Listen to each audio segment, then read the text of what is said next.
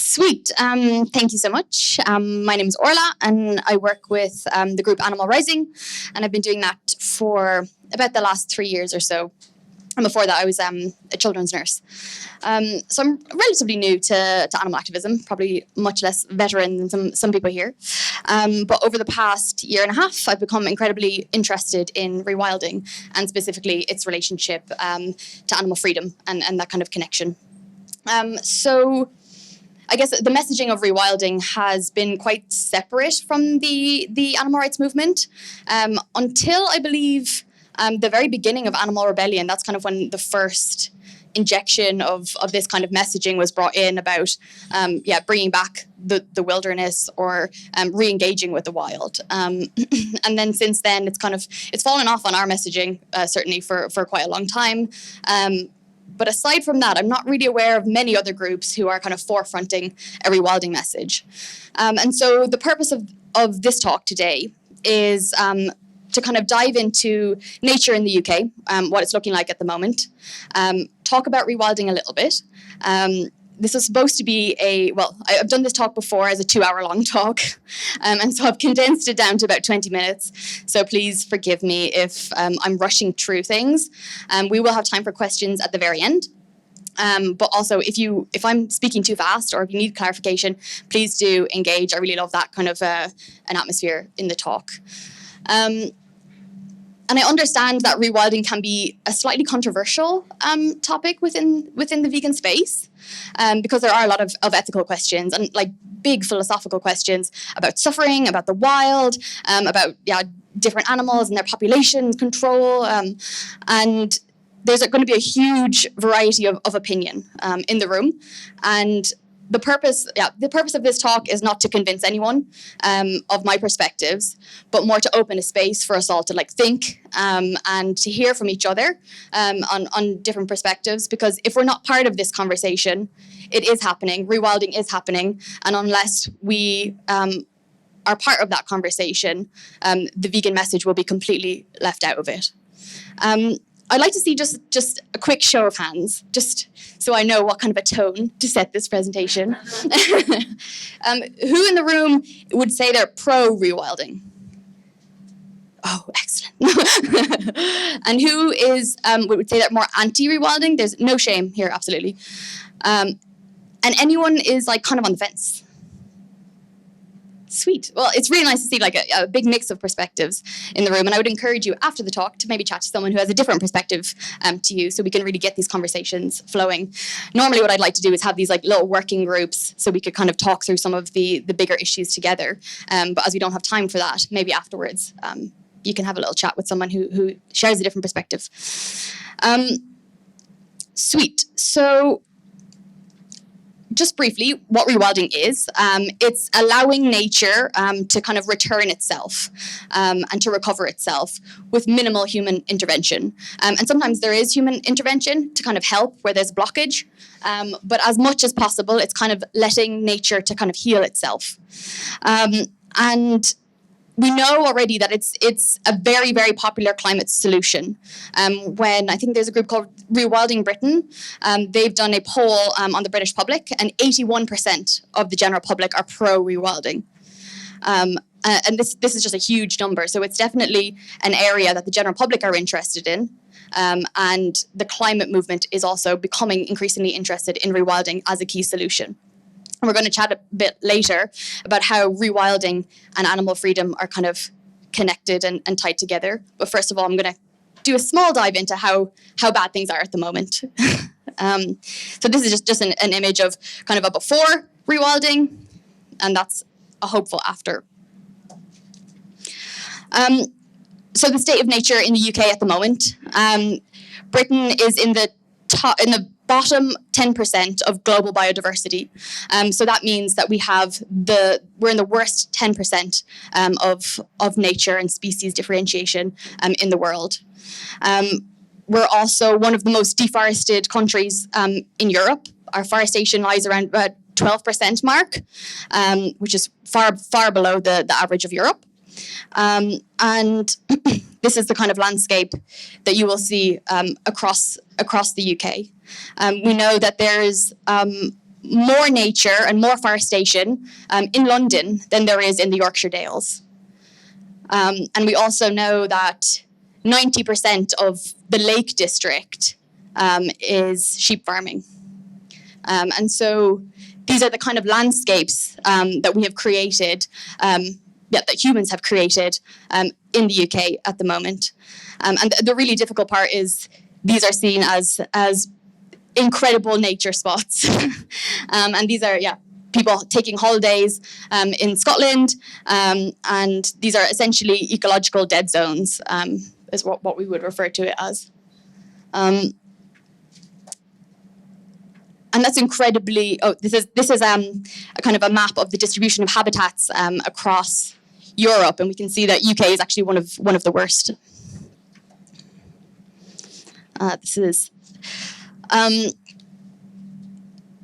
So how has it got to this state?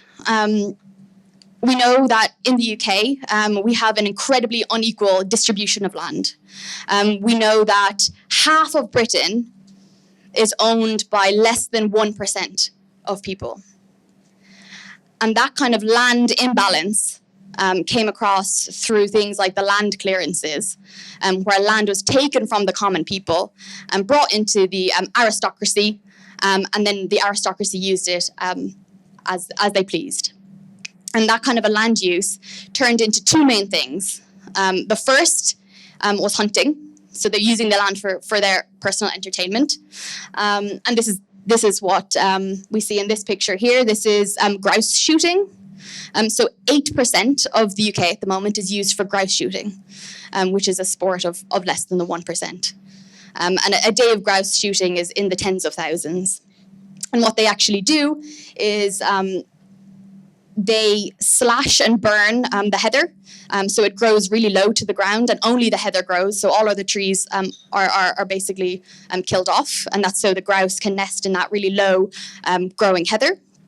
And they also kill off all the natural wildlife. So they would kill off any predator birds. They would also kill off foxes or any other animals that might prey on the grouse. So they have maximum numbers of grouse that they can then shoot and kill.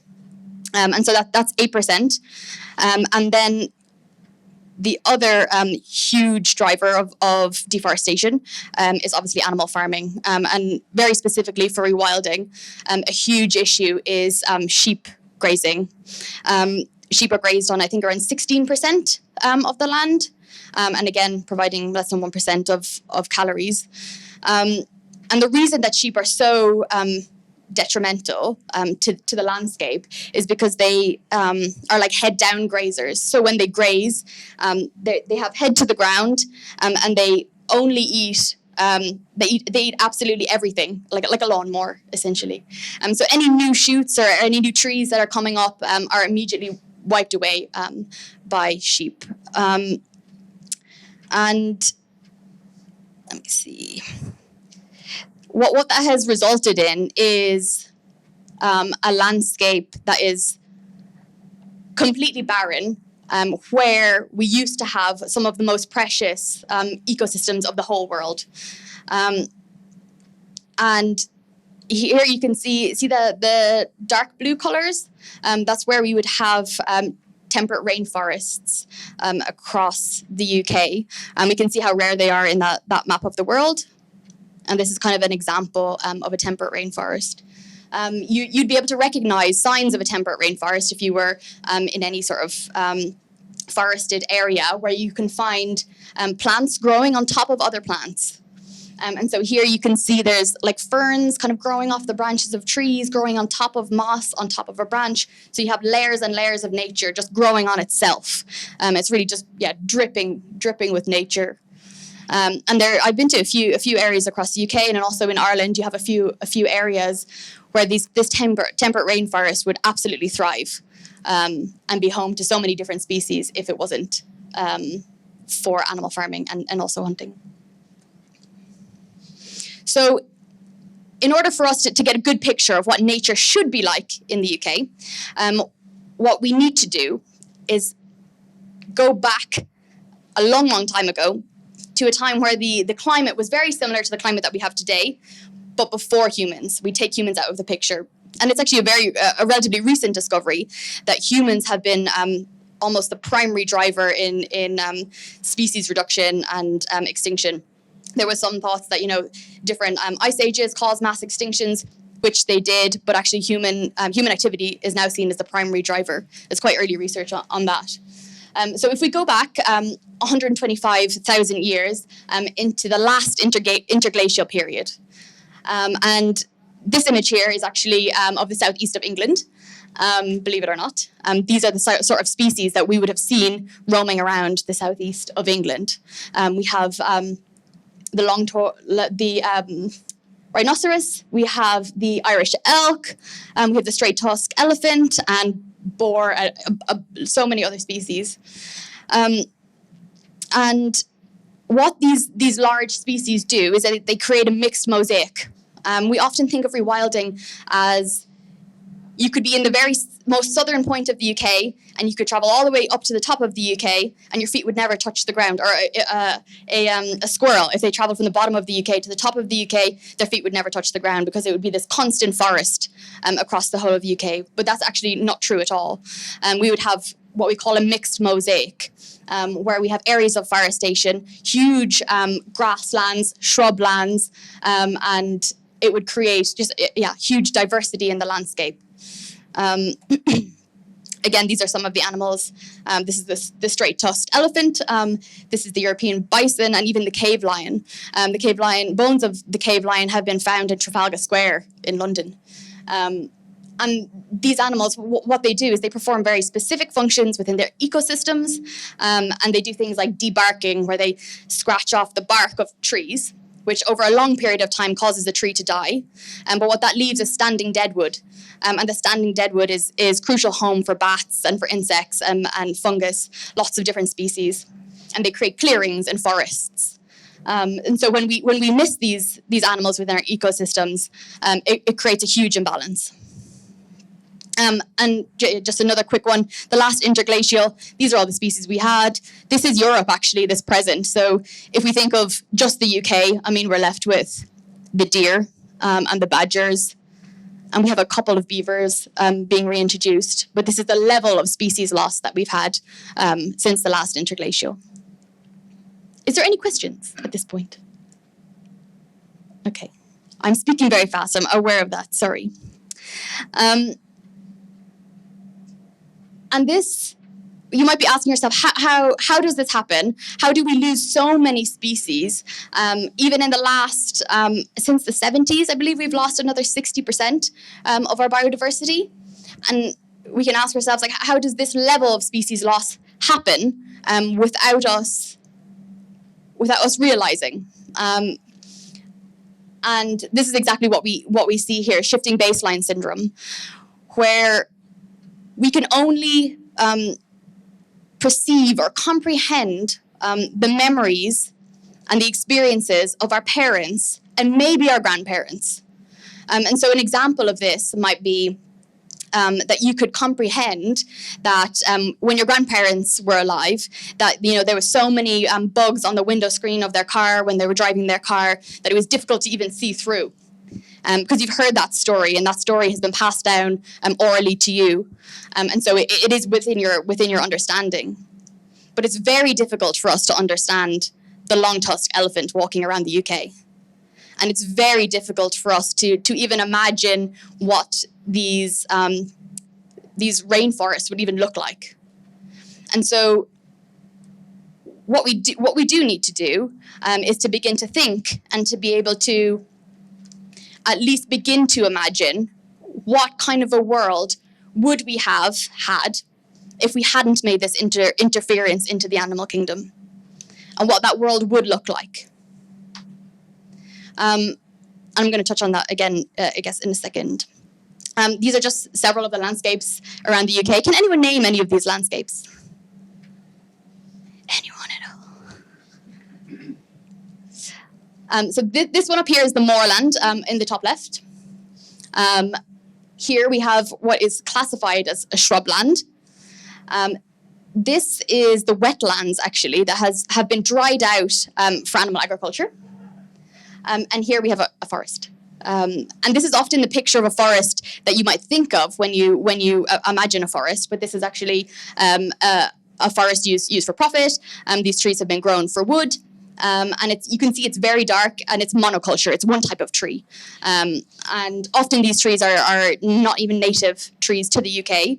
And that means that not very many insects know what to do with these plants. So it's confusion for the insects and for the animals. And having monoculture is the worst thing for biodiversity.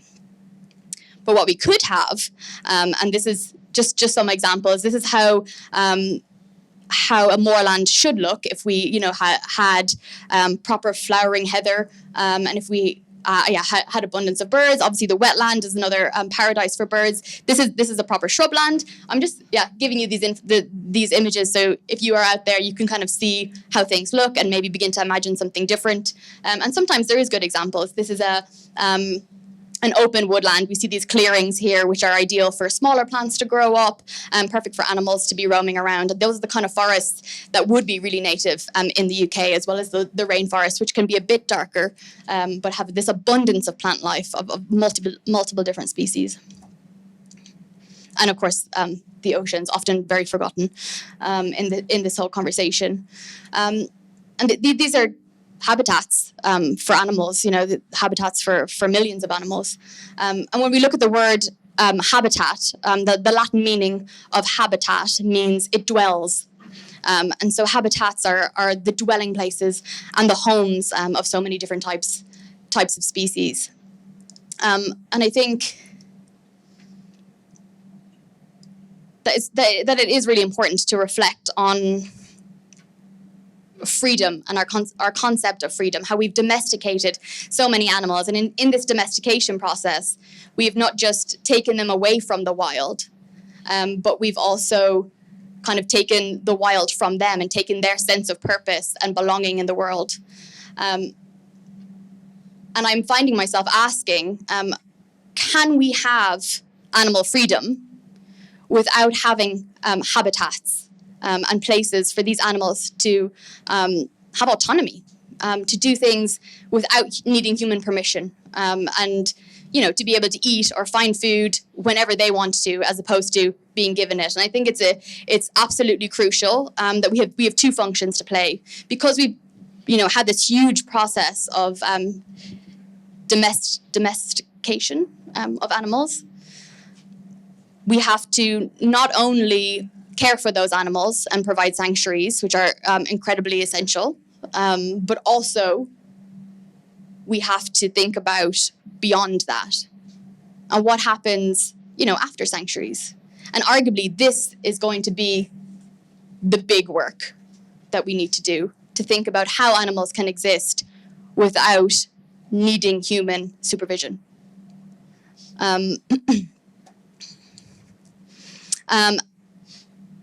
And this will involve, I guess, a kind of 360 view or a flip in our perception of what's going on. And I know most people in this room are already there in terms of these problems. But an example of this is the deer in Scotland. How many people here think that we have a deer problem in Scotland?